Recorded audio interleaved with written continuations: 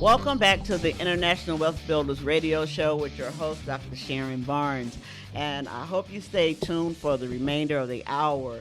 During the first two segments, I talked about my passion, my start, my company, ADU Advantage, and how we help homeowners and investors build accessory dwelling units by educating them, providing resource, project management, helping them put their team together, and that we're real passionate about helping build more accessory dwelling units here in the Inland Empire.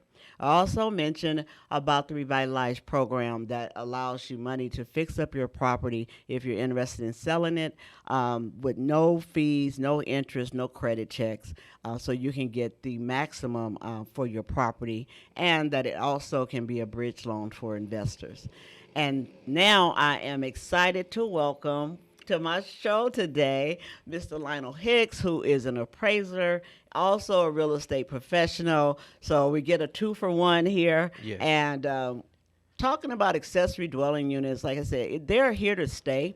And we are talking about the evolution of the law and people's interest in accessory dwelling units getting more and more popular. And we need to embrace them because we're talking about garage conversions, ground up, modular. But we know that on the horizon, people are doing 3D printing. They're doing total ecosystem, biodegradable, dwelling units because of our energy problems. Just last night, someone was talking about trying to use containers and everything. Now, those are getting far and far away from what we're used to, and so it takes a little bit more time to get those on board.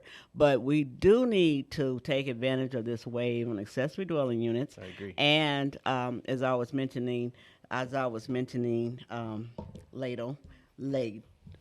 earlier, that we would also be talking about selling, the parents' property sometime when the children are building accessory dwelling units and so forth. So just want to definitely get your insight on steps we can take to maximize our property value and some of the things you're seeing in the accessory dwelling unit industry and problems. So I'm looking forward to having a great conversation with you. Welcome again. Thank you. Lionel Thomas, appraiser, real estate professional. Thanks so much for being here. My pleasure. Thank you for having me.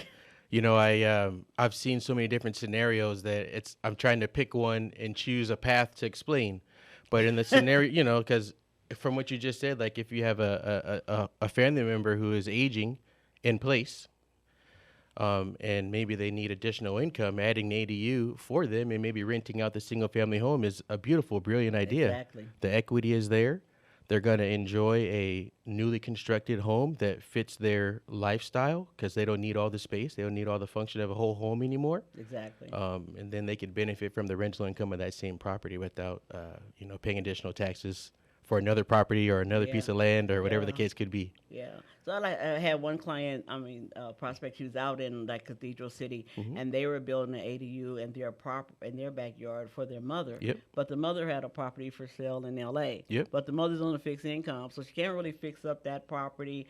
But getting that property sold, and then they were worried about the valuation of the ADU on their property. Okay. Well, let's talk. So in NDO or out there in Riverside County, there, there's more creatives there. Yes. Right? Yes. So architecturally, I think it's a little more open. Okay. So adding an ADU there is obviously a great thing. Also, there's benefits to like Airbnb properties where people want to use them as rentals. But speaking specifically, if you are going to add ADU, I would suggest to add a detached ADU, right? Maybe one that has its own gas meter, electrical meter. Okay. And the reason why I suggest that is because then it's easy for an appraiser or easy for someone who's going to evaluate their property to say this is 2 buildings with 2 individual living areas, and they'll value it that way. Okay. Sometimes when the ADU is attached to the home with only 1 meter, it's a little tricky on how it's valued, whether it's valued as like an addition. Okay. Right? It's just like this is maybe an additional room, an additional bathroom, because it doesn't have its own like full living utility. Oh, okay. Okay. So even though, so I had the client that had like a 5-bedroom house. Okay. And it had like the living room and the great room. Mm-hmm. And the great room was on the other side of the kitchen. So they wanted to put the wall up and put a kitchen right behind the existing kitchen. Good idea. And then use the master bedroom as the living quarter. Already had the bathroom in there. But only thing they had to do was add the kitchen and add a separate door for a person to come down and come in. You're saying even though it would have all the features of an accessory dwelling unit, the fact that it was attached to the footprint of the house is going to give them less value? Well, what you just described is kind of like a conversion. Okay. Right? That's what I would call that. It's a conversion of existing living area or living space.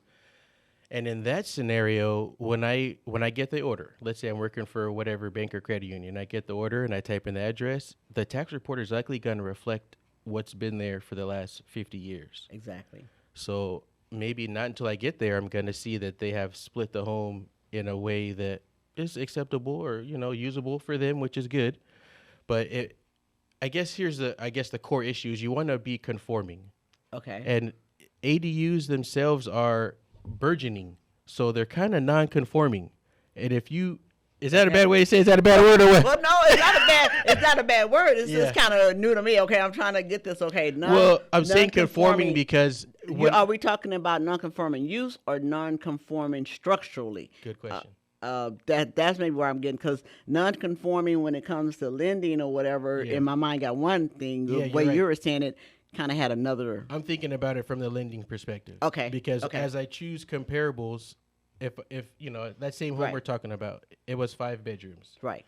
It's almost the same comparable is going to be chosen for it as before whatever it was then now. But the kicker now is it has a kitchen in there. Right. So now I have to say, well, does the zoning accept this kitchen? Is the kitchen done? Is it safe? Right. Does it have smoke detectors? And then the question is going to say, does it have its own utilities? Right. So then I'm going to get to a scenario where I'm looking at comparables, and I have to decide, do I compare it to these comparables that have multiple utility meters or only one utility meters? Or am I choosing the same comparables I chose before when it was still a 5-bedroom? Right. So in that scenario, because it's a conversion of the interior square footage, it's a little tricky. It's not a bad idea. Right. I applaud anyone who does that because I want them to have the functional that it's their home. Right, exactly. But you want to create a situation that's not easy, but something that the value is there, no questions asked. Exactly. And having this discussion, it kind of brings up and I don't know exactly like how to say it, but anyway. it's like eyeballing it. It's like when I see that 5-bedroom home, okay, that now has a separate entrance, so I can knock on the front door and meet one family, and I can go down the side, knock on another door, and meet another family, and they're renting it out. Then I'm thinking it's like a duplex, okay? It is a duplex, attached duplex, right? But it's not still getting the value of a duplex. Eyeballing, it looks like a duplex to me, and that's how I would describe it to someone, but technically and from a lending standpoint, it might not be a duplex. What is the zoning? Well, I mean, we got the ADUs though. If it's a R1, we can still put an ADU there. Yeah, you can. Okay, but that doesn't necessarily make it equal to a duplex. Yeah, so typically, or let's say before 2020, a duplex was it had a special zoning. Okay. It was either like a multifamily zoning type. Right. And all these rules have changed. So I think that I would say the appraisal industry is still, we are not dealing with the change, but there's been big changes, and I don't know how it was consulted or considered. But I'm happy that it's happening. I'm happy that we have opportunities as homeowners and as Californians to do things that we obviously have wanted to do for many years. Yes. And I would say ultimately that 5-bedroom is now going to be maybe a 3-bedroom, 2-bath, and a 1-bedroom, 1-bathroom duplex. Right. Now, where are we going to go and find those comparables? Exactly. Think about it from that perspective. Right. Exactly. And if that actually, does that add value or does it, Right. Because while I agree that they're going to get the better function, it may be an issue for them on the back end. Right. That's why I say add a second unit. Yeah. Adding a second unit is a great idea, no matter how you do it. Yes. But we need a good team and resources to get it done because everything's changing. But we're going to take a short break right now, and we'll come back with Lionel Thomas, and we will continue to talk about accessory dwelling units and real estate.